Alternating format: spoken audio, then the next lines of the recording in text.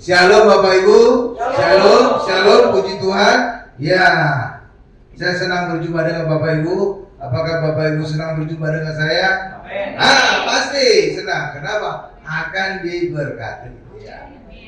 Saya selalu menyebutkan tentang 2 Petrus 1 ayat 2. Ya Bapak Ibu, ayat ini berfirman, kasih karunia dan damai sejahtera akan berlimpah dalam kehidupan kita oleh pengenalan akan Allah dan Tuhan Yesus. Itulah sebabnya saya selalu mengkhotbahkan tentang Allah dan Tuhan Yesus. Dan lebih ekstrimnya lagi, saya khotbahkan berurutan, mulai dari Kejadian, Keluaran, Imamat, Bilangan, Ulangan, terus sampai Wahyu nantinya. Iya, sekarang sudah sampai kitab ke-25. Dan kitab ke-25 adalah kitab Ratapan.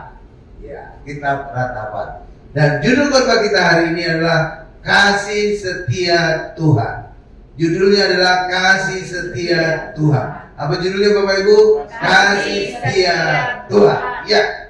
Dan kasih setia Tuhan selalu baru setiap pagi. Ya. Dan inilah dikatakan oleh Yeremia dalam kitab Ratapan.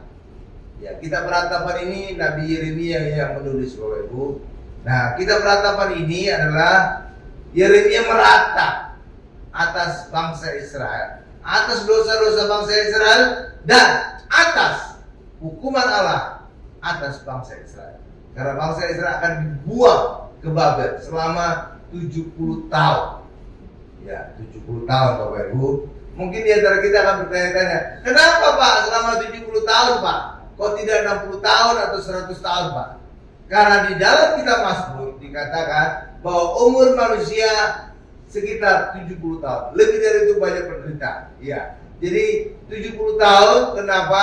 Karena Allah ingin menghabiskan, ingin mematikan semua generasi tua bangsa Israel yang telah berdosa kepada Allah. Sehingga nanti ketika dikembalikan ke Israel, itu sudah generasi yang baru. Generasi yang percaya kepada Tuhan, generasi yang tidak lagi berdosa. Dan itu juga terjadi pernah ketika Allah memimpin bangsa Israel keluar dari Mesir dan mereka memberontak. Sehingga Allah membuat mereka kembali berjalan di padang gurun selama 40 tahun. Iya. Kenapa selama 40 tahun di padang gurun berjalan? Untuk membinasakan semua orang-orang Israel yang lahir di Mesir, kecuali Yosua dan Kaleb. Mati semua. Sehingga apa? Nanti yang masuk tanah Kanaan adalah generasi baru yang lahir di padang gurun. Iya gitu Bapak Ibu. Jadi Allah sudah 2 kali melakukan hal yang sama Bapak Ibu. Iya, itulah sebabnya ya, Tuhan itu luar biasa ya Bapak Ibu ya. Coba kita lihat Ratapan 3 ayat 22 sampai 23. Ratapan.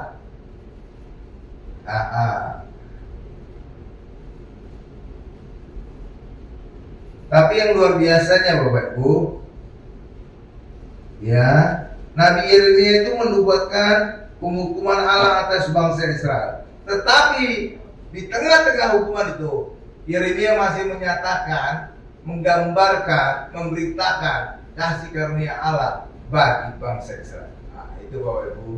Jadi saudara, ketika Allah menghukum, saudara jangan berpikir negatif kepada Allah. Sama juga seperti orang tua ketika menghukum anaknya, itu orang tua tidak ingin mematikan anaknya. Iya, ketika menghukum itu untuk kebaikan anaknya. Benar kan Bapak Ibu ya? Yang punya anak, iya. Menghukum itu untuk mengkoreksi kesalahan anaknya supaya kedepannya bisa lebih baik lagi. Hal yang sama juga dengan Allah. Di balik hukuman Allah kepada bangsa Israel, di situ ada rancangan Allah yang indah yang memberikan masa depan bagi bangsa Israel. Ratapan 3 ayat 22-23 nih saya bacakan bagi kita semua ya. Tak berkesudahan kasih setia Tuhan, tak habis-habisnya rahmatnya, selalu baru tiap pagi, besar kesetiaanmu. Ya. Jadi selalu baru rahmat Tuhan, berkat Tuhan itu selalu baru setiap pagi. Dan ini punya dampak apa? Bahwa kita umat Tuhan jangan menambah-nambah masalah kita. biarlah kesusahan sehari cukup untuk sehari. Jangan ditambah masalah masa depan ditarik ke sekarang, masalah masa lalu ditarik ke sekarang. Saudara akan mengalami kegagalan nanti dalam kehidupan. Iya. Kenapa? Berkat Tuhan selalu baru setiap hari itu cukup untuk mengatasi masalah hari itu saja. Coba kita lihat kesusahan sehari cukuplah untuk sehari. Matius 6 ayat 34. Setelah itu saya akan memberikan ilustrasi. Matius 6 ayat 34 sudah. Nih saya bacakan ya. Matius 6 ayat 34 demikian. Sebab itu janganlah kamu khawatir akan hari besok, karena hari besok mempunyai kesusahannya sendiri. Kesusahan sehari cukuplah untuk sehari. Nih saya kasih ilustrasi yang indah ya, yang cakep menurut saya. Mudah-mudahan saudara juga berpikir demikian. Misalkan rahmat Tuhan yang baru setiap hari ini, air gelas mineral ini, oke Bapak Ibu ya. Misalkan ini rahmat Tuhan yang baru setiap pagi tadi ya, dari kitab Ratapan, oke? Ratapan 3 ayat 22 saya 23. Lalu kita mengalami masalah, ya Bapak Ibu. Tadi ayat Matius 6 ayat 34, ya biarlah kesusahan sehari cukup untuk sehari. Kenapa ayat itu berkata demikian? Karena misalkan ini kesusahan sehari, ya ini cangkir yang kedua nih. Kalau kesusahan sehari kita hanya cukup sehari, maka rahmat Tuhan yang baru setiap hari tadi pas. Sehingga rahmat Tuhan yang baru pas untuk masalah sehari. Sehingga setiap hari kita bisa mengalami kemenangan demi kemenangan. Kenapa? Masalah sehari bisa diatasi oleh rahmat Tuhan yang baru setiap pagi. Tetapi sering masalahnya adalah manusia kita menarik masa lalu, menarik masa depan ke sekarang. Kita tarik masa lalu ke sekarang. Tuh, nambahin dulu Bapak Ibu. Cuma nggak bisa deh nanti. Misalkan ini sebelahnya saya taruh. Kita tarik juga masa depan. Nah, jadinya apa Bapak Ibu? Rahmat Tuhan setiap pagi tadi nggak cukup untuk mengatasi ini. Kebanyakan. Kebanyakan. Itulah sebabnya kalau orang Kristen suka menarik masa lalu sekarang, masa depan sekarang, maka rahmat Tuhan yang baru setiap pagi tidak cukup untuk mengatasi masalah ini. Maka kegagalanlah yang kita alami. Itulah sebabnya biarlah kesusahan sehari cukup untuk sehari. Sebab rahmat Tuhan juga baru setiap pagi cukup untuk mengatasi masalah saat ini saja. Sehingga ini tidak ada, maka kita akan mengalami kemenangan setiap hari. Halo Bapak Ibu. Gitu. Oke ya. Iya kan? Kan sering kali kita akan menarik masa lalu kan. Kita mungkin menyesali. Waduh, dulu kalau saya sekolah itu, wah saya bisa berhasil. Wah kalau saya dulu rajin, saya bisa jadi direktur. Wah kalau saya lakukan ini, saya pasti bisa sukses. Seringkali orang mengeluhkan masa lalunya. Ya kan? Demikian juga seringkali kita menarik masa depan ke sekarang. Seorang ibu konsultasi cerita, aduh saya khawatir masa depan anak saya. Sekarang internet, waduh, klik-klik bisa lihat gambar-gambar yang tidak benar, video-video yang tidak benar. Waduh, gimana masa depan anak saya? Gimana masa depan putri saya? Kemudian ditanya lagi, Bu, ibu kayaknya khawatir sekali terhadap anak ibu. Emangnya anak ibu usianya berapa? Masih bayi sih Pak. Ya, anaknya masih bayi, khawatirnya di depan jauh. Itu, itulah masalah itu Bapak Ibu. Jadi terlalu menarik masa depan ke sekarang. Itu masalah juga, iya kan? Terlalu juga menarik masa lalu ke sekarang. Sehingga apa? Rahmat Tuhan yang baru setiap pagi tidak cukup mengatasi masalah. Nah, itulah izinkan hidup kita hanya kesusahan sehari, cukuplah untuk sehari. Sehingga rahmat Tuhan yang baru setiap pagi memberikan kita selalu kemenangan hari demi hari. Amin Bapak Ibu. Berikan kemuliaan bagi kita. Iya, gitu. Ya kan, kadang-kadang kan kita suka menarik masa lalu kan. Dan sekarang iya kita mesti pikir. Saudara tahu enggak apa yang terjadi ketika kita suka menarik masa lalu ke sekarang? Kita akan mengalami akar pahit. kita akan menjadi tiang garam seperti istri Lot. Ya. Saudara tahu kenapa Allah melarang Lot dan keluarganya, istri, anaknya untuk menoleh ke belakang? Saudara tahu? Ketika mereka keluar dari Sodom Gomora, mereka kan dilarang menoleh ke belakang kan? Saudara tahu kenapa itu? Karena kalau mereka menoleh ke belakang, apa yang mereka lihat di belakang? Sodom dan Gomora. Mereka berdosa. Hal yang sama juga dengan kehidupan kita. Kalau kita suka menoleh ke belakang, mengorek-ngorek dosa masa lalu, mengorek-ngorek dosa pasangan kita, mengorek-ngorek dosa teman kita, saudara akan pahit. Saudara akan menjadi tiang garam. Ya kan? Karena ketika kita menoleh ke belakang, kita lihat dosanya dia. Ya kan? Sama seperti istri Lot. Ketika dia menoleh ke belakang, yang dia lihat Sodom, yang dia lihat Gomora, dia lihat dosa. Itulah sebabnya dia jadi tiang garam. Hal yang sama juga akan kita alami. Ketika kita suka menoleh ke belakang, mengorek-ngorek dosa masa lalu kita, mengorek-ngorek dosa masa lalu teman kita, mengorek-ngorek masa lalu dosa pasangan kita, saudara tidak akan sejahtera. Saudara akan menjadi tiang garam. Oke Bapak Ibu ya, oke paham ya? Iya, jangan suka menoleh. Biarlah kita jalani hari demi hari. Ya kan? Iya. Dan rupanya juga orang Israel juga khawatir tentang masa depan mereka. Itulah sebabnya ketika Musa berkata kepada orang Israel, "Hai kamu orang Israel, kamu hanya boleh mengambil roti mana sehari, cukup untuk sehari, makan untuk sehari." Tapi rupanya ada orang Israel yang khawatir, besok nanti makan apa? Besok jangan-jangan nggak ada lagi besok mananya, ya kan?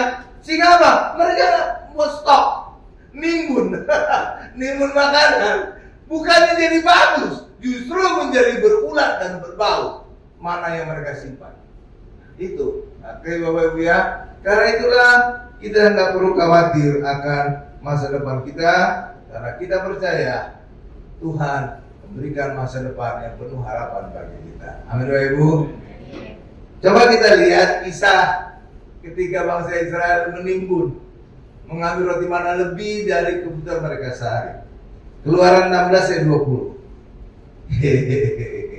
Jadi memang karakter manusia itu khawatir gitu ya. Kalau besok ngapain? Ada nggak besok makan gitu ya, khawatir. Apalagi kalau lagi ada gonjakan di bawah, orang berusaha menimbun makanan, Indomie segala macam ditimbun. Ya kan? Karena apa? Kekhawatiran manusia. Ya kan? Iya. Tapi saudara nggak perlu khawatir. Kenapa? Karena Tuhan kita luar biasa. Coba dari Keluaran 16 ayat 20 ini saya bacakan di depan. Ya Bapak Ibu, saya bacakan di depan. Keluaran 16 ayat 20. Tetapi ada yang tidak mendengarkan Musa dan meninggalkan daripadanya sampai pagi. Ini apa meninggalkan apa? Mana sampai pagi. Lalu berulat dan berbau busuk. Maka Musa menjadi marah kepada mereka. Ya Bapak Ibu. Jadi Musa berkata, ambillah roti mana cukup untuk kebutuhan sehari. Tapi karena bangsa Israel ada yang khawatir, besok makan apa? Jangan-jangan besok nggak ada lagi mana ya gitu. Maka mereka nimbun, ngambil lebih. Akhirnya apa? Berulat dan berbau busuk. Karena itulah bagi kita juga hari ini, saudara nggak perlu khawatir. Kita percaya pemeliharaan Allah, rancangan Allah indah bagi setiap kita. Amin Bapak Ibu. Coba kita lihat Yeremia 9:11. Rancangan Allah bukan kecelakaan, tapi yang memberikan masa depan penuh harapan bagi kita. Yeremia 9:11. Luar biasa Bapak Ibu. Yeremia 9:11 sudah. Nah, ini saya bacakan ya. Sebab aku ini huruf besar berarti Allah ya. Sebab Allah ini mengetahui rancangan-rancangan apa yang ada padaku mengenai kamu. Demikianlah firman Tuhan, yaitu rancangan damai sejahtera dan bukan rancangan kecelakaan, untuk memberikan kepadamu hari depan yang penuh harapan. Ya, ini seringkali dikutip oleh orang Kristen. Tapi orang Kristen harus tahu konteksnya. Ayat ini ditulis oleh Yeremia. Saudara tahu, mereka lagi di ujung akan dibuang ke Babel. Iya Bapak Ibu. Jadi kita bisa lebih kritis. Pak, kenapa Allah menjanjikan masa depan penuh harapan? Padahal di depan mata kita sebentar lagi kita akan dibuang. Gitu Bapak Ibu. Iya, mereka akan dibuang ke Babel selama 70 tahun. Tapi ayat ini muncul. Masa depan apa Pak dalam pembuangan Pak? Ya kan? Saudara bisa kritis demikian. Ya, saudara perlu tahu, benar untuk generasi tua ayat ini tidak berlaku. Ya, kenapa? Karena Allah akan membinasakan semua generasi tua yang berdosa kepada Allah. Bagi mereka tidak ada masa depan penuh harapan. Karena Allah sudah merencanakan akan membinasakan mereka. Jadi ayat ini sebenarnya berlaku bagi orang Israel generasi berikutnya. Generasi berikutnya lah yang lahir di Babel, itulah yang akan kembali nanti ke Israel. Itulah mereka lah yang punya masa depan penuh harapan di hadapan Allah. Bukan generasi tuanya, bukan. Karena apa? Generasi tuanya itu Allah sudah benci sekali kepada mereka. Mereka berdosa terus.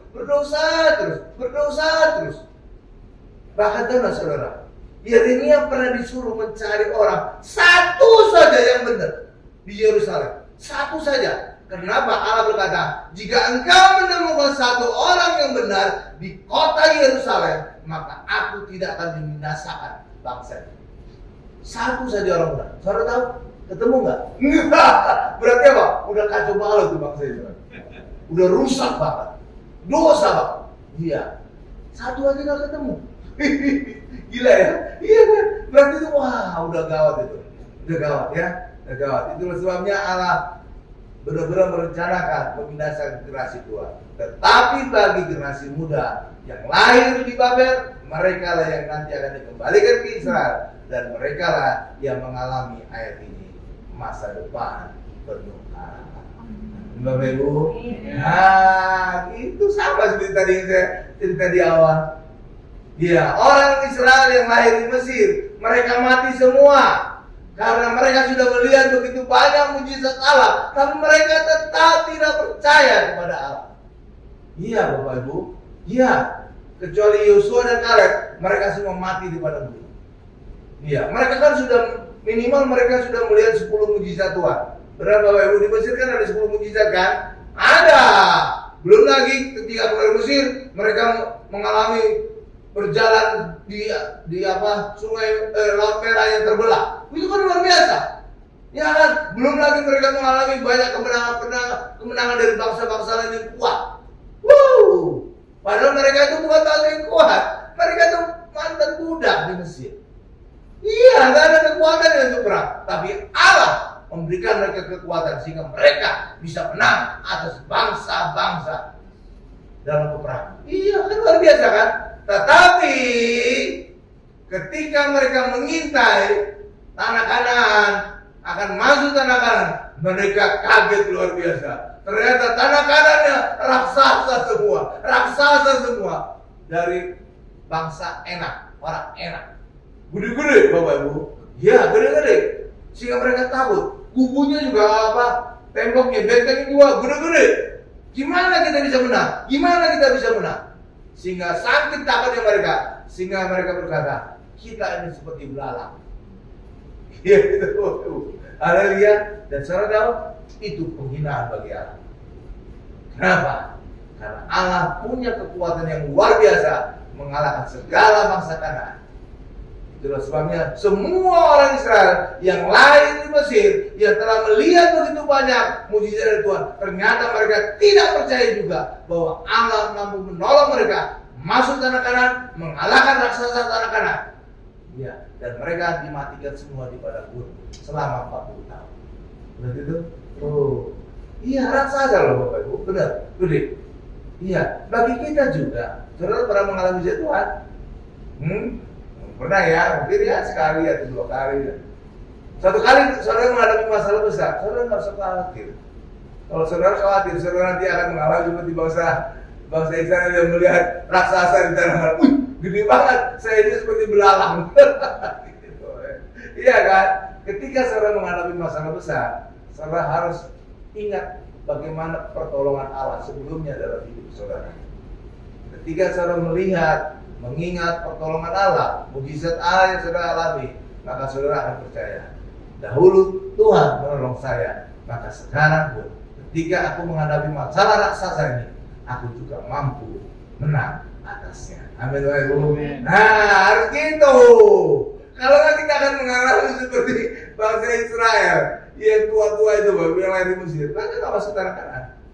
Saudara tahu kenapa mereka harus dihukum nggak masuk tanah Kanaan? Karena orang Kanaan itu raksasa semua. Ketika mereka nanti masuk, mereka harus mengalami perang terus dengan raksasa, terus menerus. Jadi kalau mereka punya bibit-bibit ketidakpercayaan, ketakutan terhadap raksasa, wah nggak akan masuk itu. Makanya dibinasakan semua itu, Bapak Ibu. Iya, karena itulah bagi kita hari ini, saudara nggak perlu takut terhadap raksasa. Seperti ucapan Yosua dan Kaleb, raksasa itu bagi orang Israel yang lain, 10 pengintai lain, mereka dianggap diri mereka seperti belalang yang akan siap dimakan oleh orang ketanah. Tapi sebaliknya Yosua dan Kaleb, saudara tahu apa perkataan mereka? Mereka itu seperti roti bagi kami. Roti bagi kami. Jadi seperti makanan. Makanan kalau dimakan memberikan kita kekuatan. Jadi raksasa itu bukan menakutkan, justru menjadi makanan bagi Yosua dan Kaleb. Itu kan luar biasa kan? Hal yang sama juga dengan kita. Saya pernah kemarin itu mancing-mancing saudara. Saudara ingin mengalami mukjizat besar, mukjizat dahsyat. Kalau saudara ingin mengalami mukjizat dahsyat, maka saudara juga harus siap mengalami penyakit dahsyat, masalah dahsyat. Iya, kenapa? Ketika kita menang atas penyakit itu, menang atas masalah besar itu, itulah mukjizat dahsyat. Contoh, kalau kita disembuhkan Tuhan, sembuh dari penyakit kanker, itu kan mukjizat dahsyat. Iya kan? Tapi sebelumnya kita harus mengalami masalah dahsyat dulu. Penyakit dahsyat dulu. Coba kalau penyakit kita sebelumnya kutil gitu. Atau panau gitu. Disembuhkan Tuhan. Ya, mukjizat ece-ece lah gitu ya Bapak Ibu ya. Lah iya dong. Iya kenapa? Masalahnya juga ece-ece. Jadi kalau saudara ini mengalami mukjizat besar, maka saudara juga harus siap mengalami masalah besar dan penyakit besar. Ya, gitu Bapak Ibu. Lagi ya dong. Iya kan? Iya. Iya, karena itulah kan dalam bisnis juga gitu kan? Iya kan? Iya. Iya, kalau yang resiko tinggi pasti punya keuntungan yang tinggi kan? Iya, dalam bisnis gitu. Tapi kalau yang risikonya kecil, ya biasanya juga keuntungannya kecil. Iya kan? Iya. Dalam bisnis juga gitu. Iya, karena itulah kalau saudara ingin mengalami keuntungan besar dari Tuhan, saudara juga harus siap menghadapi risiko yang besar. Ya, kalau saudara ingin mengalami mukjizat besar, saudara juga harus siap mengalami masalah yang besar. Kenapa? Karena ketika kita menang atas masalah besar tadi, mukjizat besar kita alami. Luar biasa kan? Iya dong. Coba kalau saudara cuma ada kutil gitu, panau semua, ya aja itu. Ya kan? Iya dong. Nah, luar biasa. Jadi rancangan Tuhan itu bukan. Tadi kita baca belum? Yeremia 9. Udah ya. Jadi rancangan ini itu memang kecelakaan bagi generasi tua yang berdosa di hadapan Allah, tapi bagi generasi muda itu adalah masa depan yang penuh harapan. Amin Bapak Ibu. Iya, luar biasa. Dan memang benar Bapak Ibu, ketika bangsa Israel kembali dari pembuangan di Babel setelah dibuang selama 70 tahun, bangsa Israel relatif secara rohani meningkat. Iya, secara rohani meningkat. Karena setelah mereka kembali ke Israel, mereka punya sinagogi. Karena sebelumnya ketika mereka mengalami pembuangan di Babel, mereka sudah buat PD, persekutuan doa gitu Bapak Ibu. Kenapa? Mereka punya kerinduan untuk firman Tuhan. Sehingga ketika mereka kembali ke Israel, Mereka membangun persekutuan doa, dan itu kemudian dilembagakan menjadi sinagoge. Ya, umumnya juga gereja itu sebelum membentuk gereja biasanya persekutuan doa dulu kan? Iya, umumnya. Kecuali gereja modern enggak langsung. Ya, biasanya itu persekutuan doa dulu. Ya, biasanya gitu Bapak Ibu. Ya, oke ya, atau ministry dulu, ya, gitulah. Ya, tapi ya selalu ada perkecualian. Kayak saya lah perkecualian ya. Biasanya dulu di gereja saya yang lama, sebelum seseorang itu jadi pendeta, pengkhotbah, dia harus jadi WL dulu, harus jadi worship leader dulu. Iya, ya. Tetapi saya enggak. Hanya 2 orang di gereja saya yang lama yang langsung jadi pengkhotbah. Iya, karena dulu saya sekretaris gembala, sedangkan itu menantunya gembala. Jadi langsung jadi pengkhotbah. Ya, oke, Bapak Ibu ya. Iya, oke. Nah, itulah Bapak Ibu. Nah, coba sekarang kita masuk pada bagian berikutnya. Tuhan adalah Alfa dan Omega. Saudara tahu ini hal yang luar biasa. Coba Wahyu 22 ayat 13. Wahyu 22 ayat 13. Dan ini menjadi, oh iya, ini Wahyu 22 ayat 13. Nah, Tuhan adalah Alfa dan Omega. Ya, saudara harus mengimani Tuhan adalah Alfa dan Omega. Maka saudara akan merasa tenang atas hidup saudara. Ya, coba kita baca dulu ya, selanjutnya nanti saya akan jelaskan. Wahyu 22 ayat 13. Aku ini Allah. Allah adalah Alfa dan Omega, yang pertama dan yang terkemudian, yang awal dan yang akhir. Saudara punya awal kehidupan? Ya, semua kita punya awal kehidupan. Ya, itulah saat kelahiran kita. Saudara juga punya akhir dari kehidupan, dan itulah saat kematian kita. Benar Bapak Ibu ya? Benar. Misalkan ini adalah awal dari kehidupan atau alfa, ini misalkan omega. Oke, Allah adalah alfa dan omega. Oke, dan saudara hidup di sini, di tengah-tengahnya. Apa yang terjadi ketika Allah adalah alfa dan omega? Maka awal kehidupan saudara Allah bisa menentukan, akhir kehidupan saudara Allah bisa menentukan. Luar biasa kan? Jadi bukan dokter saudara yang menentukan masa depan saudara. Dokter boleh berkata apa saja, vonis saudara umur 3 bulan lagi, umur 1 tahun lagi, umur seminggu lagi. Tapi bagi Tuhan, karena Tuhan adalah Alfa dan Omega, Tuhan bisa menentukan saudara umur panjang. Amin.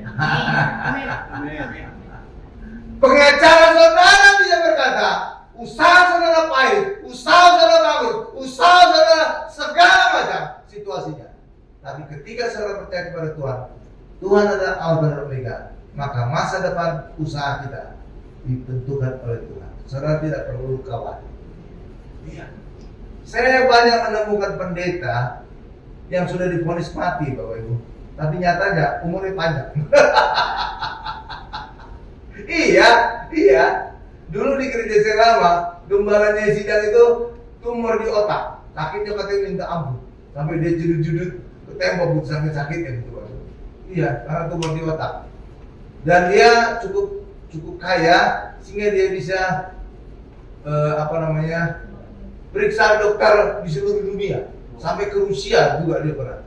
Tapi saudara tahu kemungkinan sehatnya 2-3%. Ya, 2-3%. Sehat selamat. Ya nggak ada artinya kalau 2-3%. Saudara itu, pada dokter demikian, 2-3%.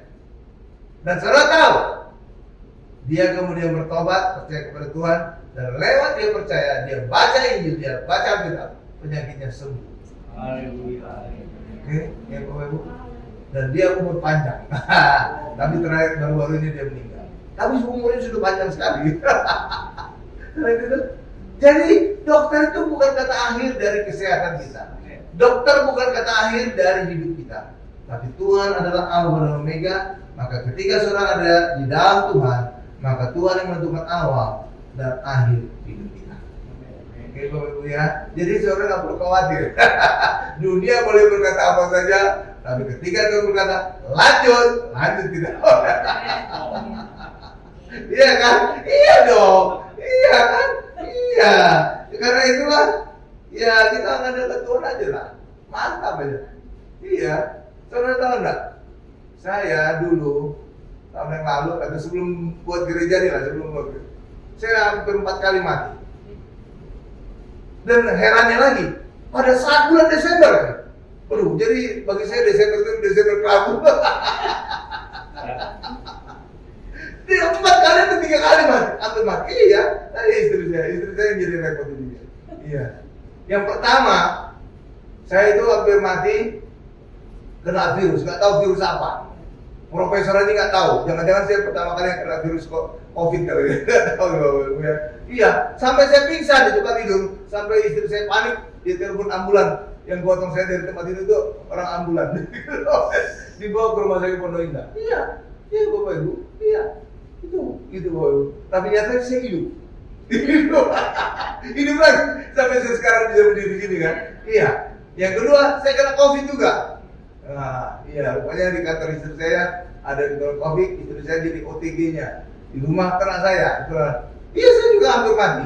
Saya udah biru-biru badan saya, digotong ke mobil gitu.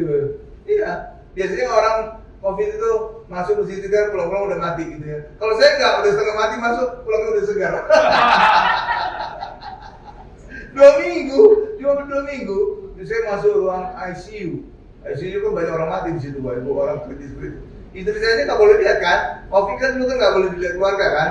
Nah jadinya saya untuk menenangkan istri saya, setelah sehari atau 2 hari ya, saya sadar langsung saya buat video di ruangan baru saya kirim ke istri saya supaya istri saya tenang. Gitu, iya, langsung saya juga bisa minta makan lapar. Iya, sebentar ya, langsung sehat. Iya. Terus kemarin apa lagi? Stroke, pernah stroke, sama mencong mulut saya. Sehat lagi. Iya Bapak Ibu. Iya, itulah. Jadi dokter bisa bilang apa saja, terserah. Tapi kalau Tuhan berkata lanjut, buka gereja, akhirnya bisa terbuka gereja. Kalau enggak ada di gereja menerima. Iya kan? Iya. Jadi mungkin Tuhan berkata, masih ada tugas semua anakku, buang gereja gitu. Jadi saudara tenang aja, dokter boleh berkata apa saja, vonis sekian bulan, sekian hari, sekian minggu, no problem. Karena bagi Tuhan dia adalah Alfa dan Omega yang menentukan masa depan kita. Amin ya Bu. Iya. Usaha saudara juga demikian. Tenang aja, karena kita percaya andalkan Tuhan memberikan kita masa depan. Oke ya, Bapak Ibu ya. Karena itulah orang Kristen jangan khawatir akan masa depannya atau menyesali masa lalunya. Ya, kita hendaknya orang Kristen lihat ke depan saja. Ya, karena kita adalah ciptaan yang baru sudah datang, yang lama sudah berlalu. Amin. Ini menjadi ayat penutup khotbah kita, 2 Korintus 5:17. Hehehe.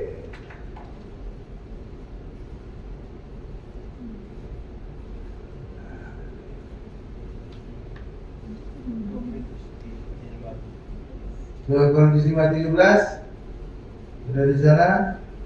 Nih jadi ayat penutup kita ya. Nih saya bacakan 2 Korintus 5:17. Jadi siapa yang ada di dalam Kristus, saudara dalam Kristus, amin. Ayat ini berlaku untuk kita. Oke, lanjutkan. Ia adalah ciptaan yang baru. Jadi kita ciptaan yang baru. Yang lama sudah berlalu, sesungguhnya yang baru sudah datang. Ya. Ya, berikan kepada Tuhan. Karena itulah bagi kita hari ini, mari kita selalu lihat ke depan, karena kita melihat rancangan Tuhan, damai sejahtera bagi kita. Amin. Kita tundukkan kepala kita.